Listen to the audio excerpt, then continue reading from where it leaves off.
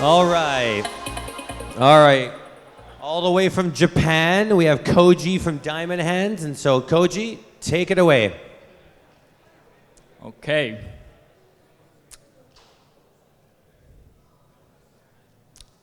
Should I start or should I wait a little bit? Start? Okay. So, my original topic for today was Bitcoin adoption in Japan, failures, lessons, etc. But I actually changed my topic to something probably more interesting. And I also talked about Japan a little bit in the session in the morning. So routing is my topic today. So how many of you here have set up a routing node, tested out, and maybe gave up as well? Maybe a few, not many. So yeah, it's actually surprising that in Japan, I manage a community called Diamond Hands, and we are very into routing. But for any other country, it seems there are not many people who are actually doing routing. So I'm gonna share some of my perspective and basics of routing, basically. So let's go. So self-introduction, I think I talked about myself a little bit in the morning. So I've done different things in Japan, product management, research, etc. But also I was involved, I stayed in touch with the Vietnamese community for quite a while now, and here's the proof. January 2016, when I was a little bit younger and skinnier, obviously, and there's obviously Dominic and other guys. So yeah, there are a few other guys, and is this a pizza place? Yeah, so I still remember this. It was pretty cool. And my current focus is Diamond Hands. It's the largest Bitcoin Lightning community in Japan, and there are about 600 members on Telegram, and we try to do as many things as possible to push Bitcoin adoption in Japan now, not just routing, but different things. And also, it's one of the top routing communities in the world, and we have onboarded about 200 to 300 node operators in Japan. Yeah, and also, last year I decided to make it a company as well and serve clients and work with other Bitcoin companies as well. So that's Diamond Hands. So today's agenda is I want to introduce what is routing and why it's a crucial element for the Lightning Network. Leo just did a great overview of different concepts in the Lightning Network, invoice, pathfinding, channels, etc. But I'm going to go a bit deeper into routing and what we do exactly.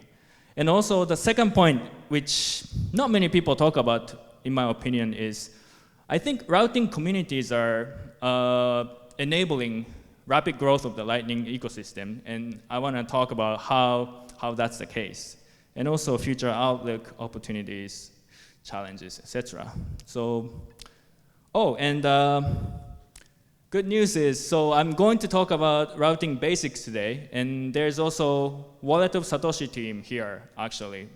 Just talked to the CEO, and I'm going over basics today, and tomorrow they can talk about more detailed stuff, advanced techniques and data as well. So I'm looking forward to that as well, actually. Okay. So I'm gonna skip through this pretty quickly. It's Leo did the intro. So Lightning Network is a network of payment channels, and node operators provide Bitcoin liquidity to the network by opening channels and connect to a bunch of different other nodes. And the payment route with the cheapest fee will be chosen.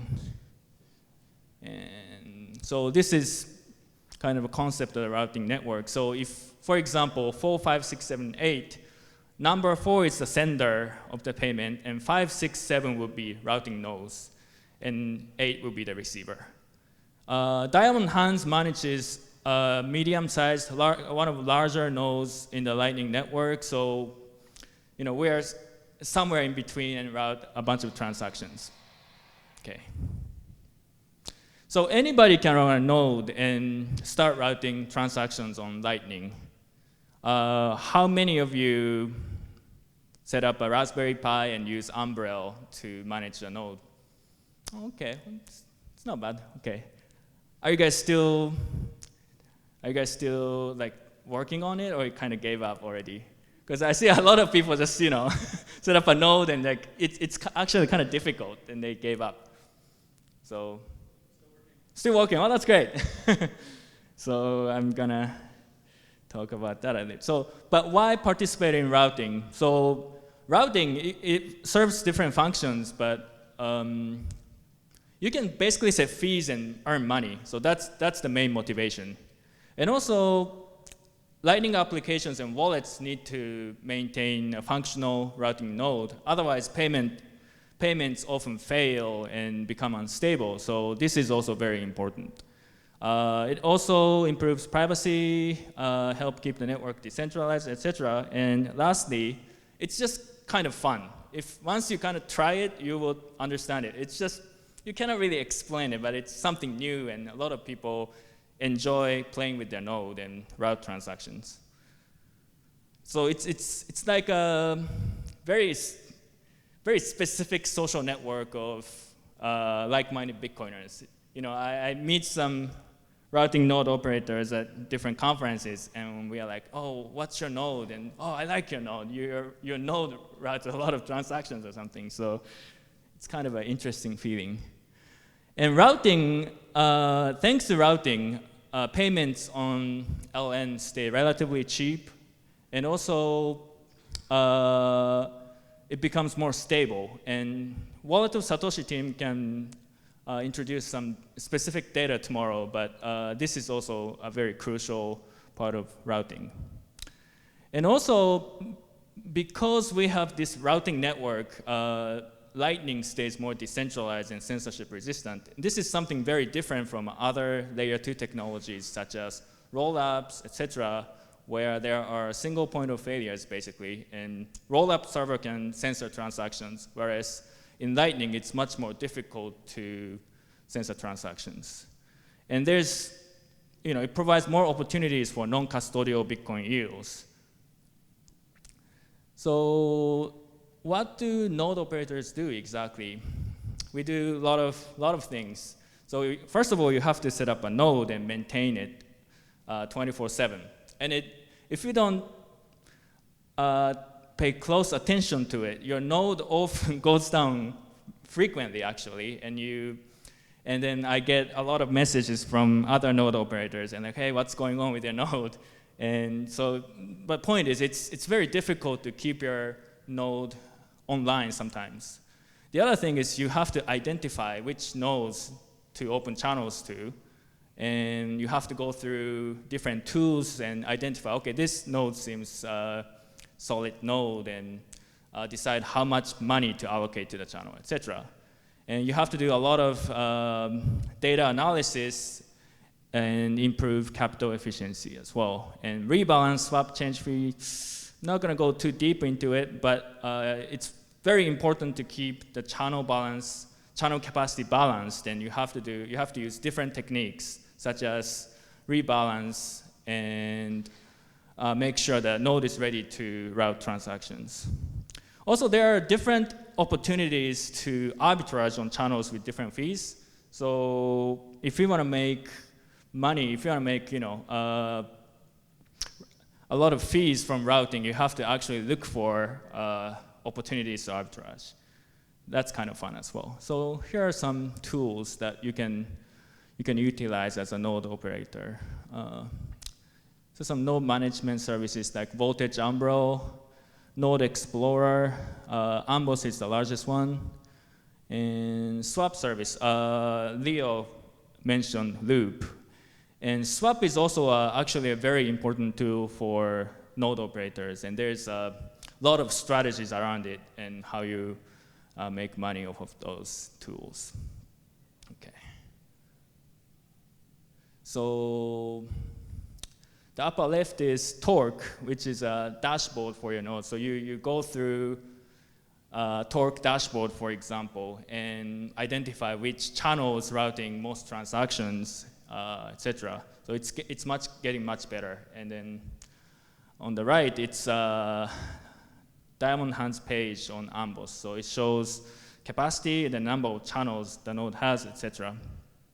So you have to use all those different tools to make sure you open the channels to the right node and optimize your strategy. So it's kind of a game. You know, you compete against other node operators, sometimes cooperate, and try to become the best node in the network. So how much transaction do they actually route every month? So this is data from River. River operates one of the largest routing nodes on the network, and last year, this is a report, their report from last year. September, they routed more than 600 BTC, so 600 BTC per month. Is it a lot? Not sure. But by the way, Diamond Hands node is much smaller than River, but we route about 30 to 50 BTC per month now. So that's kind of, you know, the range.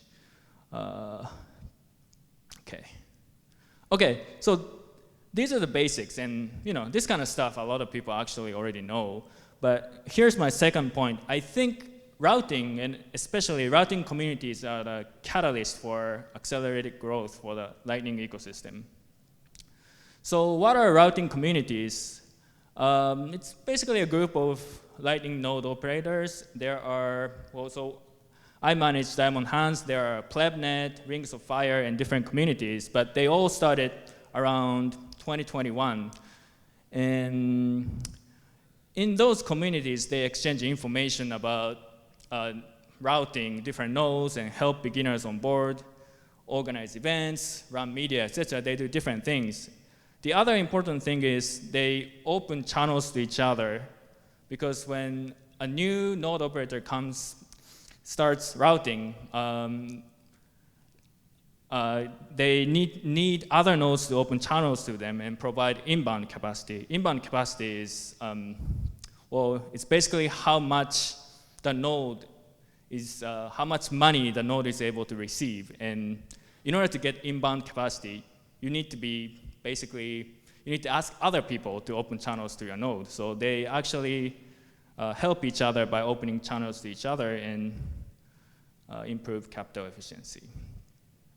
And this is a community page on Ambos. So PlebNet is the largest routing community in the world, and Diamond Hands is actually number 2 right now. And there are other communities, and there are obviously more than 100 communities now.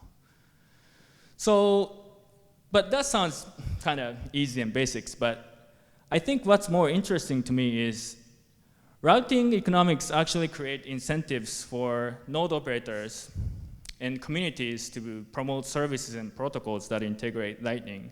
So what I mean is basically Lightning node operators open channels to the node labs operate. Say, for example, Fold or Scarcity, whatever. And that makes them kind of a stakeholder in a very loose sense. So if you find a service you like, or if you think it's promising, you open a channel to them and provide liquidity. And as the service gets more popular, there's more transactions to route. So you're cheering for them and you support them, right? So this is kind of the positive feedback loop routing economics create. And this is very interesting for me. So I've observed different cases like this. And it's kind of like fishermen planting trees, right? They want to get fish, but in order to get fish, they need to have, you know, more trees in the mountain. So in order to help themselves, they actually plant trees. So that's kind of what node operators are doing. So they support different Lightning projects, and that eventually benefit them. So one of the case studies is Nostr. Obviously, Nostr is getting very popular, and this there's a lot of reports that thanks to Nostr, there's more routing activities going on. So I see a lot of Diamond Hands community members helping beginners on board Nostr, telling them how to use Lightning, etc., so supporting them, which eventually actually helps them as well by increasing the routing traffic. So this kind of positive loop is very interesting. The other, this is actually a negative loop, is Blue Wallet. So Blue Wallet recently announced that they're closing down Lightning, their custodial Lightning wallet.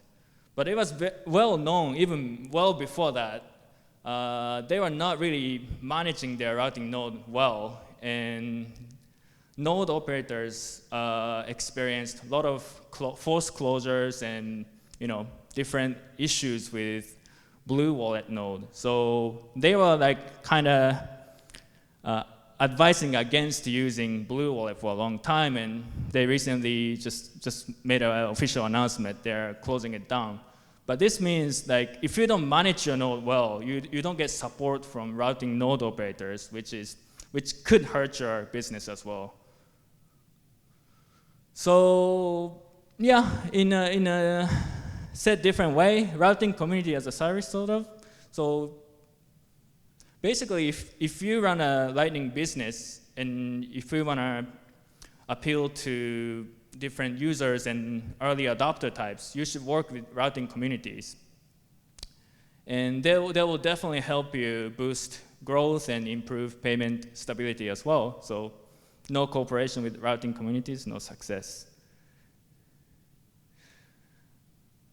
Okay, so that's what's happening now with Nostr and different projects in the ecosystem. So I think node operators and routing communities are definitely one of the catalysts for rapid growth of the ecosystem now. But in the future, I expect fully automated, non-custodial routing strategy will emerge.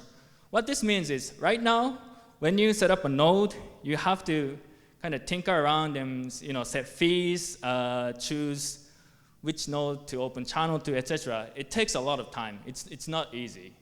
But I believe in the future, there's going to be a solution where they tell you which node to open channel to, how much, and they change the fee rate depending on the money flow. So I think there are some people who are trying to work solutions like this now, I believe, but in the future we're going to have a much better service for kind of non-custodial yield service.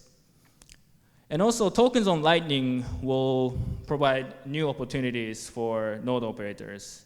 In the previous presentation, Leo talked about stable coins on Lightning a little bit, but this will add more strategies for node operators as well. So this is actually another kind of example of positive feedback loop. So they're excited about stable coins on Taro because that could increase their profitability as well. Okay. And the fourth point, actually, I believe there's going to be a new monetization models for routing, such as selling routing data to data providers and other ways, because routing is very competitive, and I'm not sure if it's ever going to be very profitable. So people will probably come up with different ways to monetize and make business on it, I believe. So that's my prediction. So, but there are some open questions and challenges for routing. I often get questions such as, will routing ever become profitable for small individual node operators? That's yet to know. I don't know as well. It's a very interesting question. And the Lightning network will become more centralized in the future, possibly. It's actually already kind of happening as well. Also, there are some concerns about regulatory scrutiny. So we might, in the future, routing node operators might be required to do KYC, or you cannot open channels to a node who don't do KYC, etc. That's annoying, but something like that might happen in the future. So the other thing is, some people say like Lightning payments will not stay this cheap for a long time. So I said, thanks to routing node operators, Lightning payments stay cheap, but at the same time, they want to make money. So they always have incentive to raise fees and try to make as much money as possible. So there are some people, Lightning payments will eventually become more expensive than credit card payments, for example. So, anyways, conclusion. So I hope my presentation helps you understand about routing and routing economics a little bit more, and especially routing communities. And this economics is one of the catalysts for the growth of the ecosystem, in my opinion, thanks to the positive loop it creates. And yeah, the routing ecosystem is growing and evolving rapidly now. And there's going to be even more opportunities and new concepts for non-custodial Bitcoin use in the future. So yeah, so if you're interested, join existing communities such as PlebNet or maybe Diamond Hands. Or if you want to start your own community, I'm very happy to share my experience and maybe give some advice. So yeah, that's about it for my presentation. Thank you.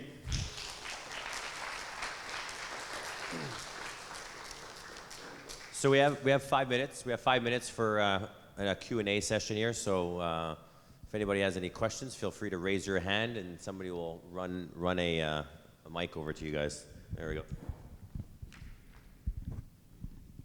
Thanks, Koji. That was really, really interesting. I have a whole bunch of questions. I'll try to just make a quick... One at a time. One at a time. What sort of yield so on the 600 Bitcoin per month that River had, do you have any idea what sort of yield they get from that? And then has that changed with the macroeconomic environment changing? Use APY, for example. I mean, how much do they have tied up in their node to transfer that much, and then how many fees, how much fees do they earn?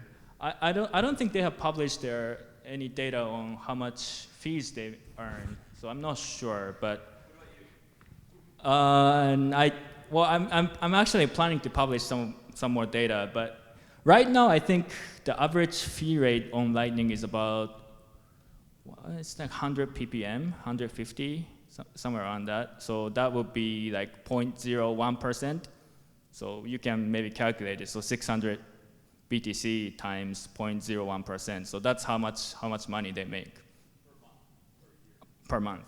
According to their stats.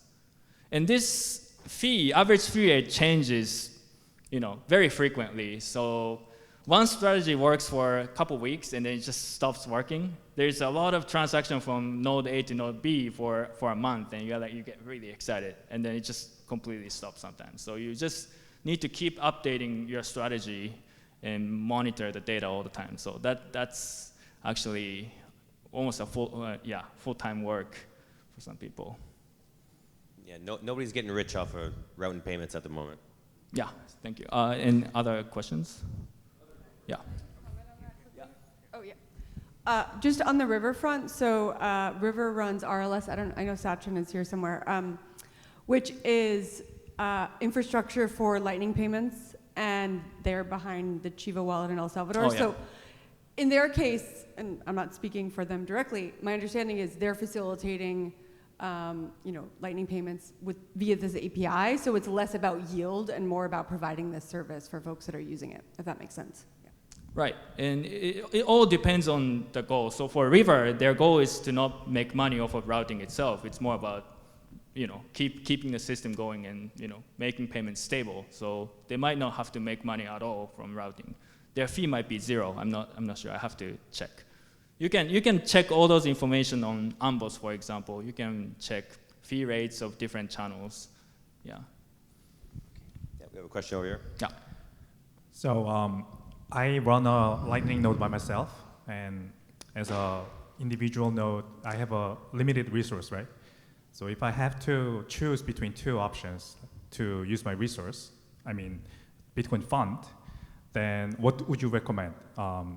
Opening up a new channel with a bunch of new channels I look into, I can find on 1ML or Ambos, or I can use the Bitcoin I have to rebalance my existing channels. What would be a better option? It's hard to say. Sometimes you want to open a bunch of small channels to different nodes to investigate, right? Which node is generating the most transactions. And what beginners often do is they want to open channels to the famous nodes like Bitfinex, OpenNode, etc. But even if those nodes are large, doesn't really mean it'll generate a lot of transactions for you. So there are sometimes not well-known nodes, but route a lot of transactions. So it really depends. Hard to say. You might want to, if you're serious about writing, you might want to open channels to as many nodes as possible to kind of investigate and find what works for you. If you don't have time, there are some automation tools such as LNDG and Torque, etc. So you might want to use those tools to let them do the work for you. I think those tools will get better eventually. Right now it's just okay. Yeah. So one last question, actually, that actually from me personally. So, so obviously we want to try and get as many people running nodes as possible, and there's obviously people are acquiring umbrels and doing all that sort of stuff. But what's your opinion on, when people are newbies and they're trying to run a node, are they actually doing a positive thing for the network by adding, another node, or are they doing a disservice because it's a full-time job to run a node? So if they're doing a poor job, which most people, they have a full-time job, they're doing this as a pastime, they're not rebalancing their node, are they actually doing an overall net benefit or a net negative to the network? I should not say net negative, but it's a good question. So for example, our particular node, we try not to close channels with other nodes because it's a community node, right? Even if those nodes are inactive and kind of hurting us, at the same time, we don't want to just close channels, right? We just encourage people to open channels to us, try it out. But I think it's still net positive because unless you have experience setting up a node and opening channels, etc., you cannot use this type of, automation tools as well. So in the future, as the automation tools improve, those guys don't have to worry too much about it. Just provide some liquidity as the tools tell you, and then they can participate and help the network. So I think it's a net positive thing. Yeah, I mean, I agree that you got to put your foot in the water and test it out. You might not be amazing at first, right. And you're gonna have some hurdles. But Right. hopefully, overall, out of the 100 that join, maybe 5 of them become amazing node operators, and 95 of them maybe die and they don't do it anymore. But you'll get 5 amazing ones out of that, and you keep repeating and Right. doing that, and eventually you're gonna have a lot of amazing node operators. Yeah. Okay. All right. Well, perfect. I think that's it for this session, and we have one more session. So we have about an 8-minute gap, and then on to our last session. Okay. Thank you.